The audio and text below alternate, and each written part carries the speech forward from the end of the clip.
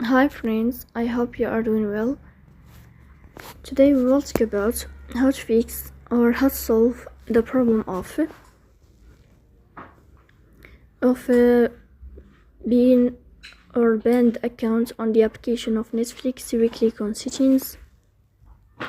Here in this page we click on apps, default apps, app settings. In this list we will search about Netflix app and we click.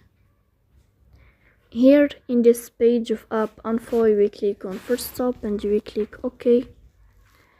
Then we'll enter to storage. Here you will click on clear cache. In the end you will turn off your phone and you will wait a moment to restart your phone again to fix that problem. So that's all. Don't forget to support us by like and subscribe. See you next time.